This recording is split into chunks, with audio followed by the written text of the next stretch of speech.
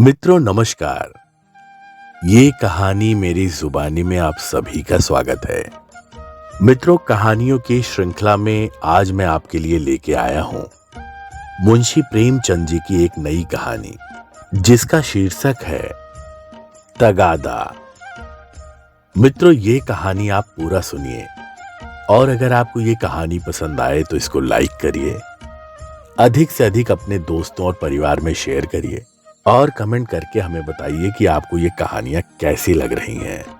और अगर आप इस चैनल पर नए हैं तो चैनल को सब्सक्राइब कर बेल आइकन दबाना न भूलिए, जिससे ऐसी ही मनोरंजक कहानियां आपको सबसे पहले मिलती रहें।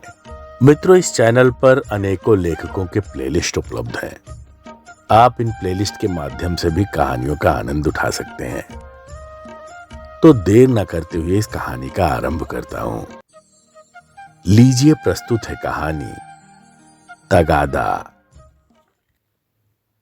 सेठ चेतराम ने स्नान किया, शिव जी को जल चढ़ाया, 2 दाने मिर्च चबाए, 2 लोटे पानी पिया और सोटा लेकर तगादे पर चले। सेठ जी की उम्र कोई 50 की थी। सिर के बाल झड़ गए थे और खोपड़ी ऐसी साफ सुथरी निकल आई थी जैसे ऊसर खेत। आपकी आंखें थी तो छोटी लेकिन बिल्कुल गोल। चेहरे के नीचे पेट था और पेट के नीचे टांगे, मानो किसी पीपे में 2 मेखें गाड़ दी गई हों।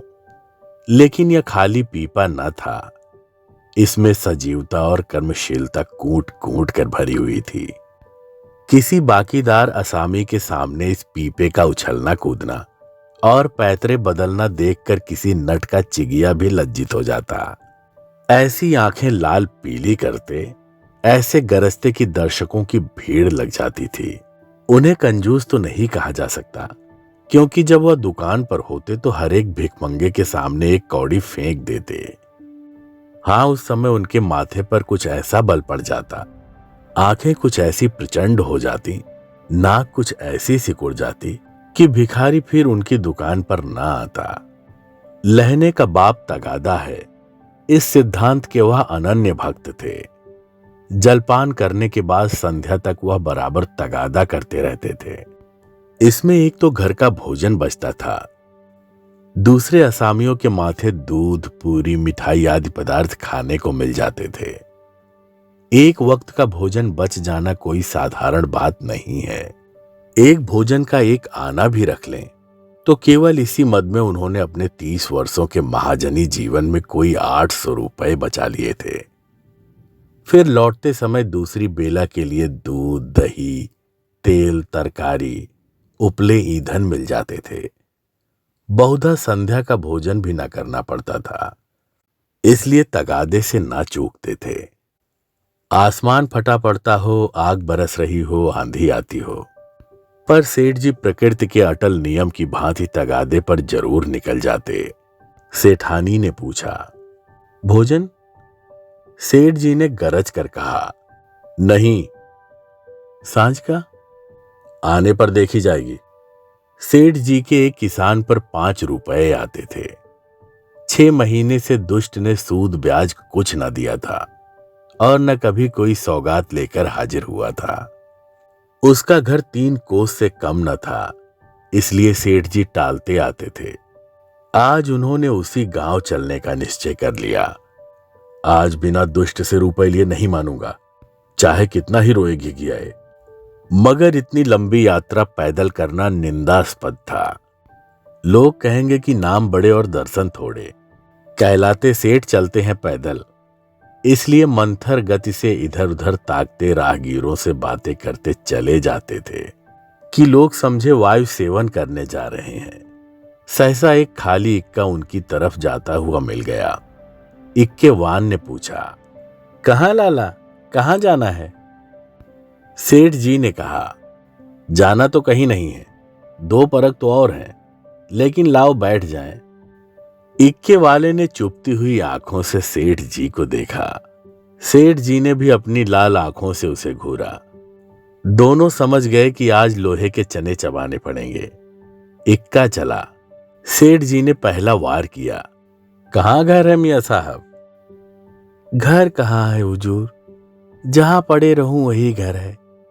जब घर था तब था, अब तो बेघर बेदर हूं, और सबसे बड़ी बात यह है कि बेपर हूं। तकदीर ने पर काट लिए, लंडूरा बनाकर छोड़ दिया।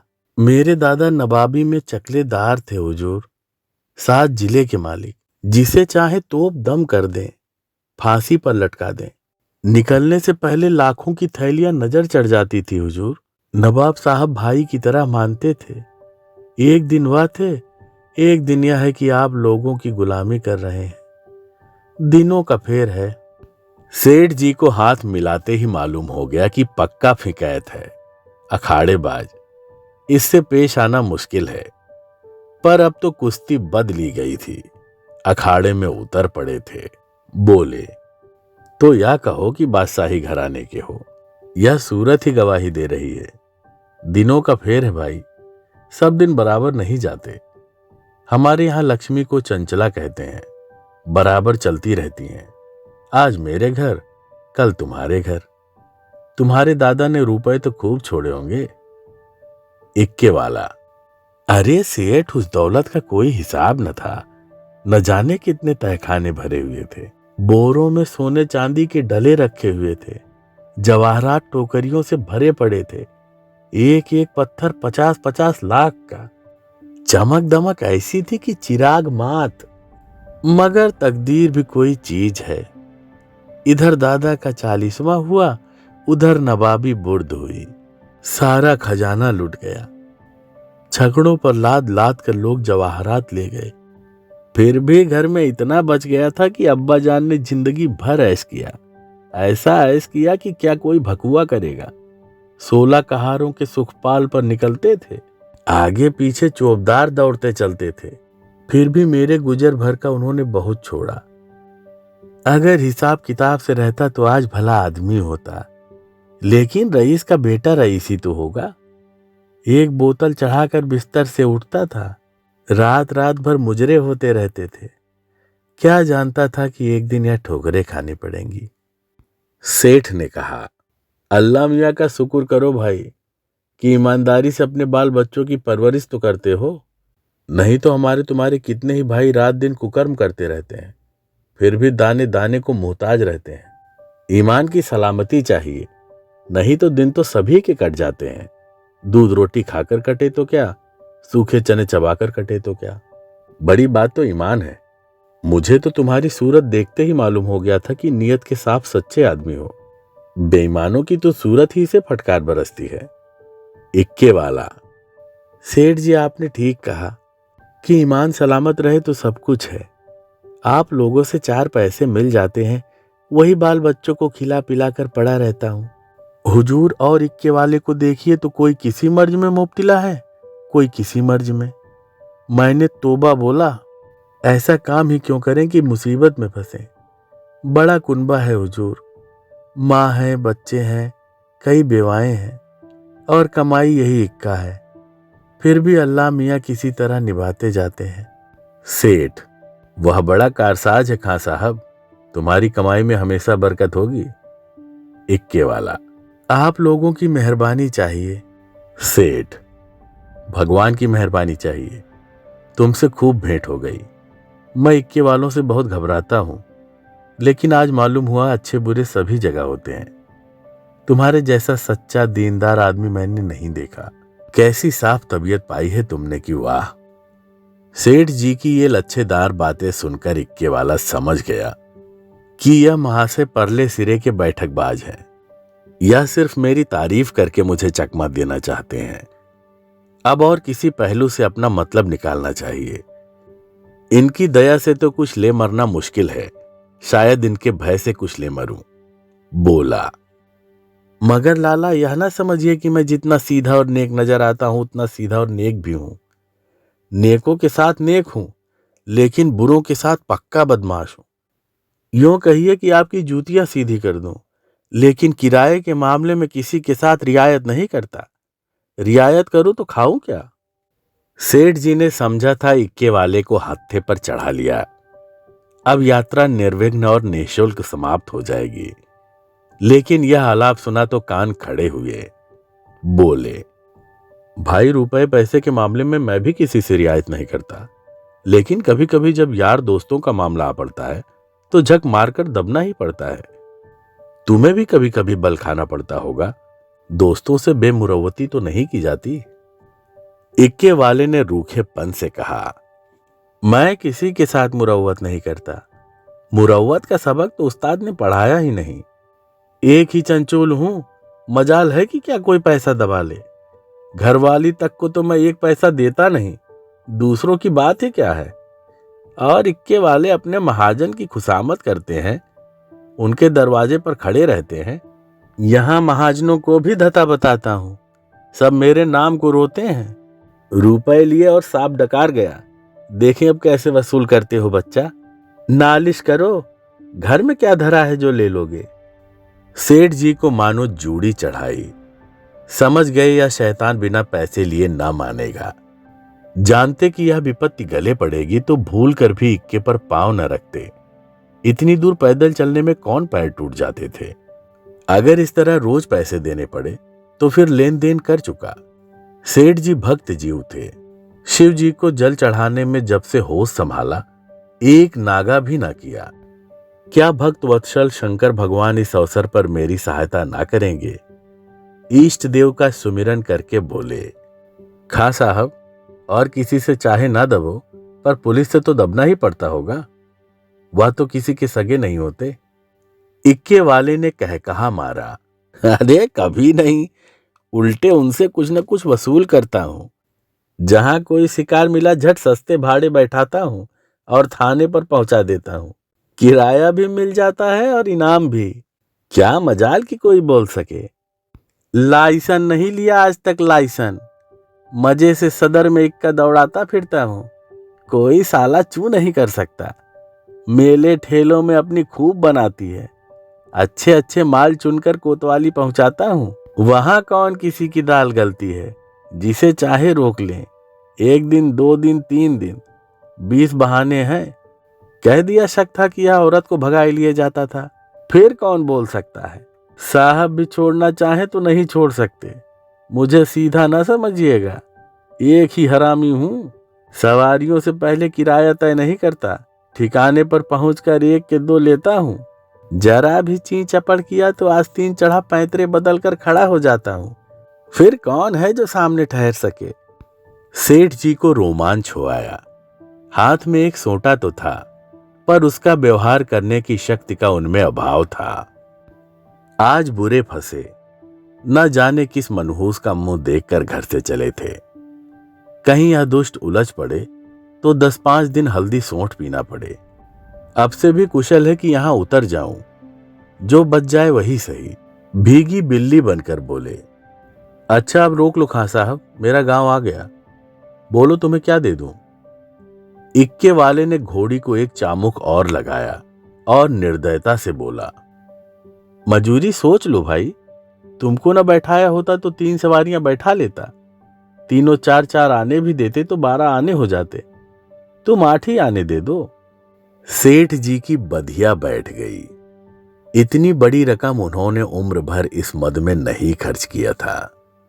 इतनी सी दूर के लिए इतना किराया वह किसी तरह न दे सकते थे। मनुष्य के जीवन में एक ऐसा अवसर भी आता है जब परिणाम की उसे चिंता नहीं रहती। सेठ जी के जीवन में यह ऐसा ही अवसर था। अगर आने दो आने की बात होती तो खून का घूंट पीकर भी दे देते, लेकिन 8 आने के लिए कि जिसका 2 गुण एक कलदार होता है, अगर तू मैं ही नहीं हाथापाई की भी नौबत आए तो वह करने को तैयार थे। यह निश्चय करके वह दृढ़ता के साथ बैठे रहे। सहसा सड़क के किनारे एक झोपड़ा नजर आ गया। इक्का रुक गया। सेठ जी उतर पड़े और कमर से एक दुअन्नी निकालकर इक्केवान की ओर बढ़ाई। इक्केवान ने सेठ जी के तेवर देखे तो समझ गया कि ताव बिगड़ गया। चाशनी कड़ी होकर कठोर हो गई। अब यह दांतों से लड़ेगी। इसे चुबल कर ही मिठास का आनंद लिया जा सकता है। नम्रता से बोला, मेरी ओर से इसकी रेवड़ियां लेकर बाल बच्चों को खिला दीजिएगा, अल्लाह आपको सलामत रखे।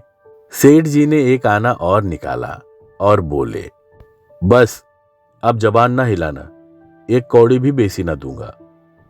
इक्के वाला, नहीं मालिक, आप ही ऐसा कहेंगे तो हम गरीबों के बाल बच्चे कहां से पलेंगे? हम लोग भी आदमी पहचानते हैं हुजूर। इतने में से झोपड़ी में से एक स्त्री गुलाबी साड़ी पहने पान चबाती हुई निकल आई और यकायक सेठ जी को देख कर बोली, आज बड़ी देर लगाई। अच्छा, लाला जी तुम्हारे इक्के पर थे, फिर आज तुम्हारा मिजाज काहे को मिलेगा? एक चेहरे शाही तो मिली ही होगी, इधर बढ़ा दो सीधे से। यह कहकर वह सेठ जी के समीप आकर बोली, आराम से चरपैया पर बैठो लाला, बड़े भाग थे कि आज सवेरे सवेरे आपके दर्शन हुए। उसके वस्त्र मंद मंद महक रहे थे। सेठ जी का दिमाग ताजा हो गया। उसकी ओर कनखियों से देखा। औरत चंचल, बाकी कटीली, तेज तर्रार थी। सेठानी जी की मूर्ति आंखों के सामने आ गई। भद्दी, थल थल, पिल पिल, पैरों में बेवाएं फटी हुई, कपड़ों से दुर्गंध उड़ती हुई। सेठ जी नाम मात्र को भी रसिक न थे, पर इस समय आंखों से हार गए। आंखों को इधर से हटाने की चेष्टा करके चारपाई पर बैठ गए। अभी कोस भर की मंजिल बाकी है, इसका ख्याल ही ना रहा। स्त्री एक छोटी सी पंखियां उठा लाई और सेठ जी को झलने लगी। हाथ की प्रत्येक गति के साथ सुगंध का एक झोंका आकर सेठ जी को उन्मत्त करने लगा। सेठ जी ने जीवन में ऐसा उल्लास कभी अनुभव न किया था। उन्हें प्रायः सभी घृणा की दृष्टि से देखते थे। चोला मस्त हो गया। उनके हाथ से पंखियां छीन लेनी चाहिए। तुम्हें कष्ट हो रहा है, लाओ मैं झल लूं। स्त्री ने कहा, यह कैसी बात है लाला जी, आप हमारे दरवाजे पर आए हैं, क्या इतनी भी खातिर ना करने दीजिएगा? और हम किस लायक हैं? इधर कहीं दूर जाना है? अब तो बहुत देर हो गई, कहां जाइएगा? सेठ जी ने पापी आंखों को फेर कर और पापी मन को दबाकर कहा, यहां से थोड़ी दूर पर एक गांव है, वहीं जाना है। सांझ को इधर से ही लौटूंगा। सुंदरी ने प्रसन्न होकर कहा, तो फिर आज यहीं रहिएगा, सांझ को फिर कहां जाइएगा? एक दिन घर के बाहर की हवा भी खाइए, फिर न जाने कब मुलाकात होगी। इक्के वाले ने आकर सेठ जी के कान में कहा, पैसे निकालिए तो दाने चारे का इंतजाम करूं। सेठ जी ने चुपके से अठन्नी निकाल कर दे दी। इक्के वाले ने फिर पूछा, आपके लिए कुछ मिठाई लेता हूं? यहां आपके लायक मिठाई तो क्या मिलेगी, हाँ मुंह मीठा हो जाएगा। सेठ जी बोले, मेरे लिए कोई जरूरत नहीं, हाँ बच्चों के लिए 4 आने की मिठाई लिवाते आना। चवन्नी निकालकर सेठ जी ने उसके सामने ऐसे गर्व से फेंकी मानो इसकी उनके सामने कोई हकीकत नहीं है। सुंदरी के मुंह का भाव तो देखना चाहते थे, पर डरते थे कि कहीं वह यह न समझे कि लाला चवन्नी क्या दे रहे हैं, मानो किसी का मोल ले रहे हैं। इक्के वाला चवन्नी उठाकर जा ही रहा था कि सुंदरी ने कहा, सेठ जी की चवन्नी लौटा दो। लपक कर उठा ली, शर्म नहीं आती? या मुझसे रुपया ले लो, 8 आने की ताजी मिठाई बनवा कर लाओ। उसने रुपया निकाल कर फेंका। सेठ जी मारे लाज के गड़ गए। एक इक्केवान की भठियारिन जिसकी टके की भी औकात नहीं, इतनी खातिरदारी करे कि उनके लिए पूरा रुपया निकाल कर दे दे, यह भला वह कैसे सह सकते थे। रसिक आंखों को तृप्त करके बोले, नहीं नहीं, या नहीं हो सकता, तुम अपना रुपया रख लो, मैं रुपया दिए देता हूं, या लो 8 आने की ले आना। इक्केवान तो उधर मिठाई और दाना चारे की फिक्र में चला। इधर सुंदरी ने सेठ से कहा, वह तो अभी देर से आएगा लाला, तब तक पान तो खाओ। सेठ जी ने इधर उधर ताक कर कहा, यहां तो कोई तंबोली नहीं है। सुंदरी उनकी ओर कटाक्षपूर्ण नेत्रों से देखकर बोली, क्या मेरे लगाए पान तंबोली के पानों से भी खराब होंगे? सेठ जी ने लज्जित होकर कहा, नहीं नहीं, यह बात नहीं, तुम मुसलमान हो ना? सुंदरी ने विनोदमय आग्रह से कहा, खुदा की कसम, इसी बात पर मैं तुम्हें पान खिलाकर छोड़ूंगी। यह कहकर उसने पानदान से एक बीड़ा निकाला और सेठ जी की तरफ चली। सेठ जी ने 1 मिनट तो हां हां किया, फिर दोनों हाथ बढ़ाकर उसे हटाने की चेष्टा की। फिर जोर से दोनों होंठ बंद कर लिए, पर जब सुंदरी किसी तरह न मानी तो सेठ जी अपना धर्म लेकर बेतहाशा भागे। सोंटा वही चारपाई पर रह गया। 20 कदम पर जाकर आप रुक गए और हाफ कर बोले, देखो, इस तरह किसी का धर्म नहीं लिया जाता। हम लोग तुम्हारा छुआ पानी पी लें तो धर्म भ्रष्ट हो जाए। सुंदरी ने फिर दौड़ाया। सेठ जी फिर भागे। इधर 50 वर्ष से उन्हें इस तरह भागने का अवसर ना पड़ा था। धोती खिसक कर गिरने लगी, मगर इतना अवकाश ना था कि धोती बांध लें। बेचारे धर्म को कंधे पर रख के दौड़े चले जाते थे। न मालूम कब कमर से रुपयों का बटुआ खिसक पड़ा। जब एक 50 कदम पर फिर रुके और धोती ऊपर उठाई तो बटुआ नदारद। पीछे फिरकर देखा, सुंदरी हाथ में बटुआ लिए उन्हें दिखा रही थी और इशारे से बुला रही थी। मगर सेठ जी को धर्म रुपये से कहीं प्यारा था। 2-4 कदम चले फिर रुक गए। यकायक धर्म बुद्धि ने डांट बताई, थोड़े रुपए के लिए धर्म छोड़ देते हो? रुपए बहुत मिलेंगे, धर्म कहाँ मिलेगा? यह सोचते हुए वह अपनी राह चले।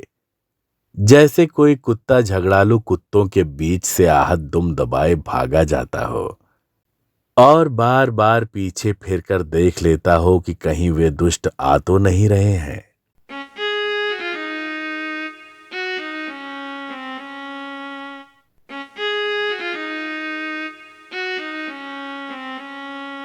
अभी आप सुन रहे थे मुंशी प्रेमचंद जी द्वारा लिखी कहानी तगादा।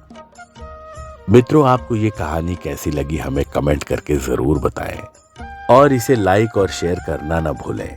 और अगर आप इस चैनल पर नए हैं तो चैनल को सब्सक्राइब कर बेल आइकन दबाना ना भूलिएगा, जिससे ऐसी ही मनोरंजक कहानियां आपको सबसे पहले मिलती रहें। मिलते हैं किसी और नई कहानी के साथ। तब तक के लिए नमस्कार।